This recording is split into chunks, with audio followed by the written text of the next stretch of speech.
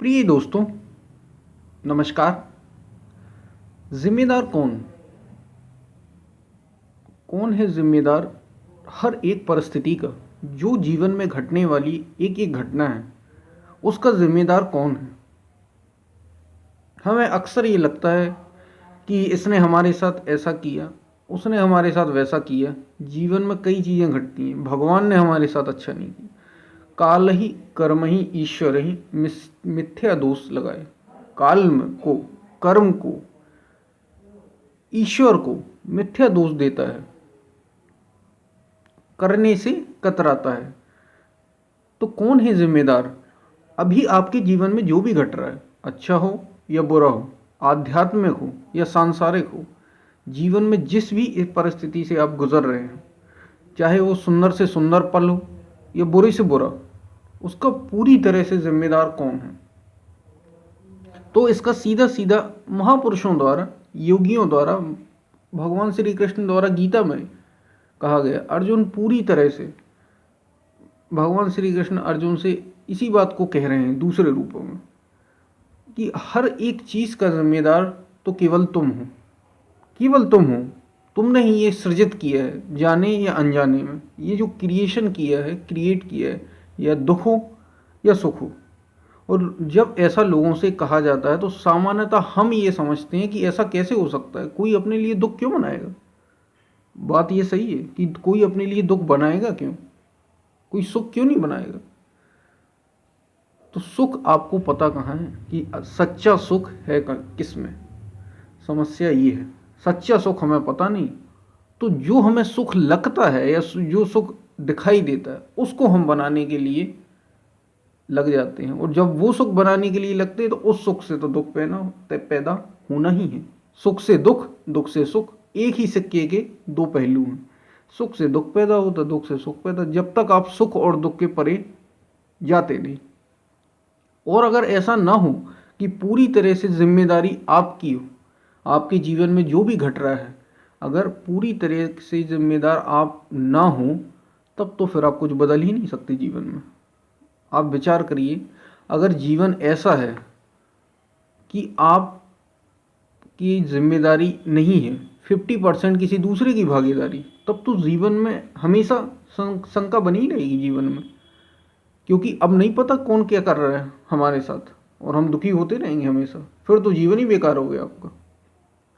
क्योंकि पूरी तरह से जिम्मेदारी, अगर आप विचार करें इस बात पर, इसको थोड़ा सा विचार करें, अपने दिमाग में सोचें ये बात, मंथन करें इस बात का, विचार करें इस बात का कि अगर जिम्मेदारी किसी दूसरे की है हमारे लिए, चाहे वो माता पिता हो, भाई बहन हो, पति पत्नी हो, मित्र रिश्तेदार हो, या सारा संसार हो, कोई भी हो, अगर जिम्मेदारी उसकी है, भले ही 1% क्यों ना हो, तो उस 1% के लिए हमेशा अनिश्चितता जीवन में बनी रहेगी, अनसर्टेनिटी बनी रहेगी। क्या ऐसा नहीं है? अब दूसरा क्या चाह रहा है, इस पे आप निर्भर है पूरी तरह से। आपका सुख और दुख इस पे ही निर्भर है कि दूसरा चाह क्या रहा है, और फिर आप उसको कभी बदल नहीं सकते। 1% को कैसे बदलो, क्योंकि वो तो दूसरे के ऊपर है। और अगर ये कहीं 50% हुआ तो 50% दूसरे के ऊपर, और कहीं 90% हुआ तो 90% दूसरे की जिम्मेदारी, दूसरा जिम्मेदार। तब तो आप 90% कुछ भी नहीं कर सकते, आप एकदम बंध गए। इसी को बंधन कहा जाता है, कर्म बंधन। क्या ऐसा है? बिल्कुल नहीं। आप अगर, जब आप ये जानेंगे, मानेंगे नहीं, जब आप ये जानेंगे कि 100% जिम्मेदारी है, तभी तो आप उसको बदल पाएंगे। और क्या हम बदल नहीं सकते? बिल्कुल बदल सकते हैं। लेकिन हम रोना रोते हैं कि कोई दूसरा जिम्मेदार है, उसको हम जिम्मेदार ठहराते हैं। कभी हमने यही किया है जीवन में, कभी ना कभी हम अक्सर जीवन में यही करते हैं। कभी माता पिता को, जब हम बच्चे थे, भाई बहन को, जब और बड़े हुए तो टीचर्स को जिम्मेदार करते, और बड़े हुए तो बिजनेस में अगर हम बात करें तो पार्टनर को जिम्मेदार, मार्केट को जिम्मेदार, गवर्नमेंट को जिम्मेदार, हर चीज़ में जिम्मेदारी दूसरे पर हम थोपते जाते। इस वजह से ऐसा नहीं हुआ। परिस्थितियों को जिम्मेदार, कर्म को जिम्मेदार, समय को जिम्मेदार, भगवान को जिम्मेदार कि उसने हमारे जीवन में ऐसा लिख दिया है। ऐसा नहीं है। मनुष्य अपने भाग्य का निर्माता स्वयं है।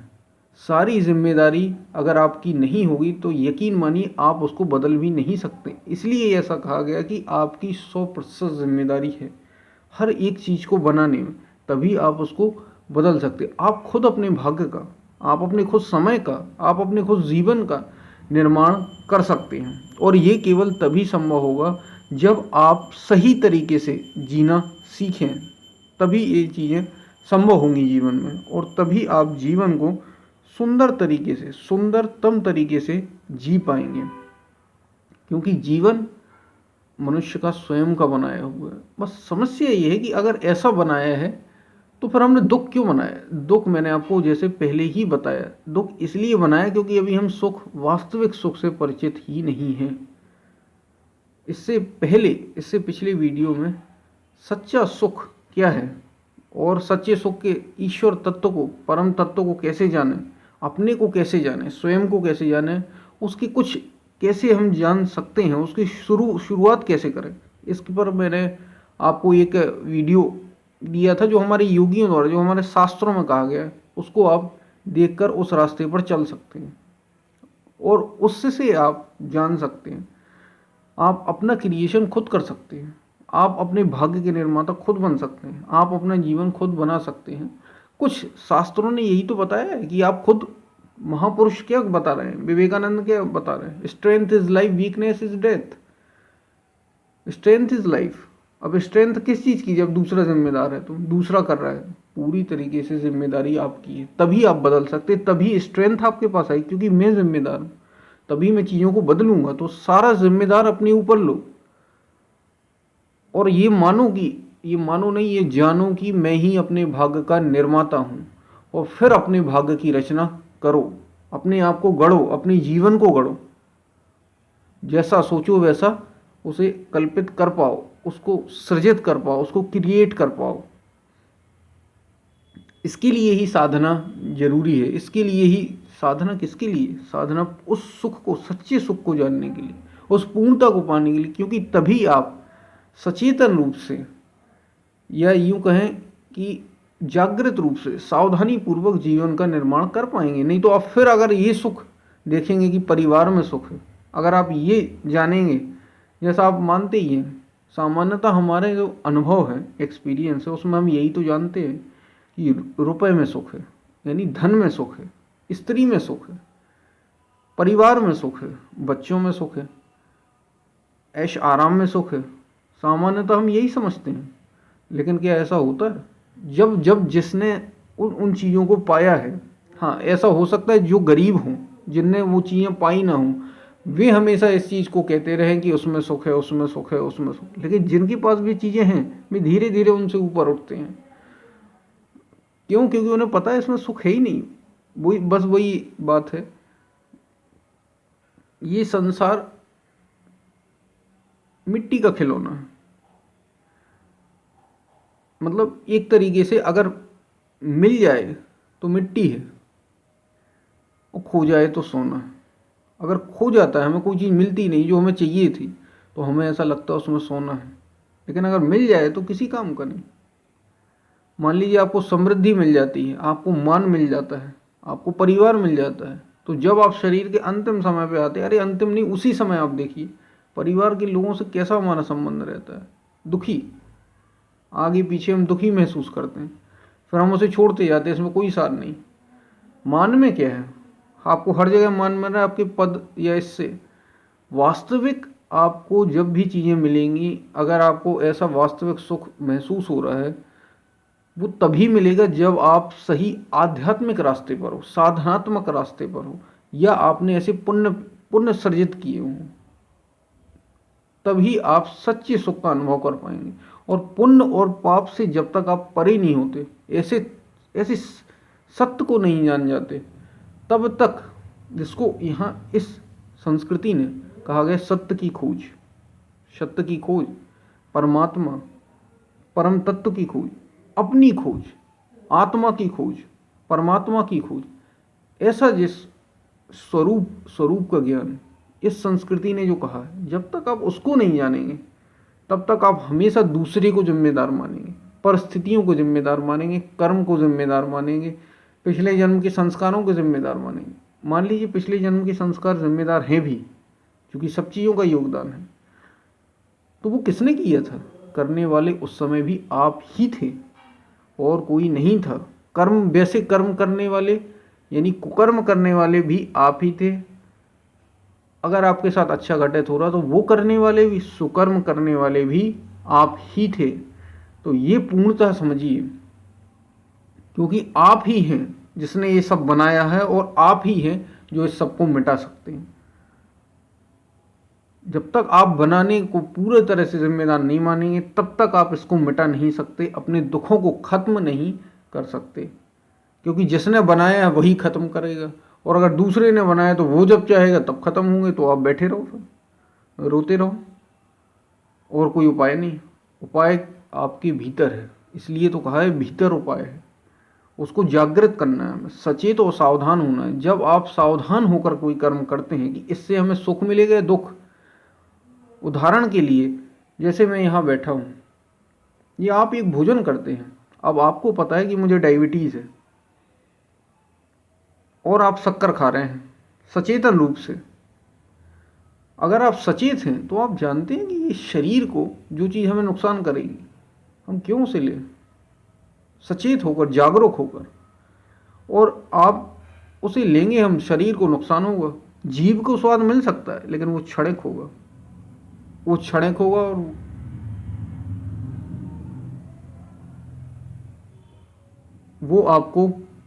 वो आपको पूरी तरीके से कहीं ना कहीं नुकसान पहुंचाएगा। वो क्षणिक होगा और आपको नुकसान पहुंचाएगा ही पहुंचाएगा। क्षणिक सुख आप लेने के लिए अगर इतना बड़ा नुकसान उठाते हैं, आप जानते हैं उससे तो समस्या होगी। इसी को कहते हैं सचेतन रूप से जीना। आपको पता है कि सही क्या है फिर भी आप गलत कर रहे हैं, ये कहते हैं अज्ञान रूप से जीना। इससे दूर होने के लिए, इससे परे जाने के लिए ही साधना की जाती है। तभी आप अपनी सारी जिम्मेदारियां अपने ऊपर ले सकते हैं और अभी अपना कल्याण कर सकते हैं। अपना कल्याण करिए प्रिय दोस्तों, क्योंकि जिम्मेदारी हमारी है, हमने ये सृजित किया है, इसलिए सारा ध्यान आत्म कल्याण पर होना चाहिए। अपने स्वार्थ, सच्चा स्वार्थ वही है जो अपने लिए किए जाए। अब लोग अपने लिए को समझते ये हैं, वास्तव में संसार में भी ऐसा हो रहा है, लेकिन संसार में आदमी अपने लिए नहीं जीता, संसार में आदमी जीता है दूसरे के लिए। किसके लिए? दूसरा, जैसे पत्नी के लिए, दूसरे नाम के लिए, नाम पत्नी के लिए, बच्चों के लिए, समृद्धि के लिए, नाम के लिए, परिवार के लिए, देश के लिए भी ऐसा भी जिया जाता है। वास्तविकता तो इससे भी ऊपर उठने की है, लेकिन ये बहुत ऊंचा है। देश तक एकदम सब समर्पित कर देना वो एक बहुत ऊंची बात है, उसके बाद उसको भी छोड़ना, तब आप पूर्णतः, ये है सच्चा स्वार्थ। सच्चा स्वार्थ ये नहीं है कि बस तुम अपना अपना खाओ और छोड़ दो, दूसरों के लिए बुरा छोड़ दो, वो सच्चा स्वार्थ ही नहीं है। सच्चा स्वार्थ ही वो है जो अपना आत्म कल्याण, ये शरीर के लिए नहीं, ये शरीर क्या, ये शरीर आप हैं। जो अपने आप को शरीर माने वो तो शरीर के लिए ही खाएगा, शरीर के लिए भोगेगा। जो अपने आप को मन माना है वो मन को ही, मन के लिए, मन के स्वार्थ पूर्त करता रहेगा, और मन सदा विषयों में भटकाता है। विषय क्या है? वही काम, क्रोध, लोभ, मोह। काम, क्रोध और लोभ ये नरक के 3 मूल द्वार हैं, गीता में भगवान ने कहा। और इसी में ये कामनाएं जो हैं, इच्छाएं हैं, ये आपको भटकाती रहेंगी और आप अपने रास्ते से पीछे होते चले जाएंगे, उतने ही पीछे होते चले जाएंगे। तो बात वही है कि सच्चा स्वार्थी का मतलब ये है कि जो शरीर के लिए ना काम करे, जो मन के लिए काम ना करे, वो सच्चा स्वार्थी है। क्योंकि शरीर रहने वाला नहीं है, शरीर जाएगा। मन रहने वाला नहीं है, मन हमेशा भटकाने वाला है। जब तक मन है तब तक आप दुखी होते ही रहेंगे और सुखी भी होते रहेंगे, लेकिन वो जो सुख होगा वो सदा नहीं रहेगा। समस्या तो यही है, सुख तो यहाँ पे भी दिखता है ना, संसार में भी सुख है, लेकिन समस्या ये है कि ये सुख दुख ही पैदा कर रहा है। इसलिए तो इससे ऊपर उठना, इसलिए तो इसको त्यागने के लिए बोला है। वास्तविक सुख को त्यागने के लिए नहीं बोला। सुख है ही कहाँ? आप सुख, ये कोई सुख है? शरीर का सुख, स्त्री का सुख, धन का सुख, ये कोई सुख थोड़ी है, ये तो क्षणिक है, ये हमेशा दूसरे के लिए, जिसमें हमेशा अनिश्चितता बनी रहे। धन कब चला जाए, कब छापा पड़ जाए, कब क्या हो जाए, यहाँ कुछ ठिकाना है? कब कौन सा कर्म आप पर हावी हो जाए। इससे बाहर उठिए, इससे ऊपर उठिए, सत्य को जानिए, तभी आप वास्तविक सुख को अनुभव कर पाएंगे, वास्तविक सुख को। और तभी आप, और ये तब होगा जब आप हर चीज़ के लिए अपने आप को जिम्मेदार समझें कि मैं ही जिम्मेदार हूँ। और मैं इसलिए जिम्मेदार नहीं हूँ कि उसको समझ के और आप अपने आप को डिमोटिवेट करें।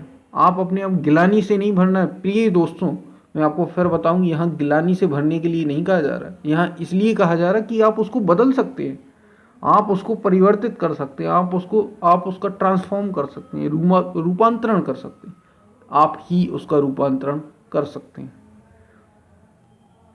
इसलिए जिम्मेदार मैं, और मैं उसको रूपांतरण करके परम तक पहुंच सकता हूं, अपनी शुद्ध चेतना तक, वास्तविक स्वरूप तक पहुंच सकता हूं। हम फिर मिलते हैं, तब तक के लिए धन्यवाद।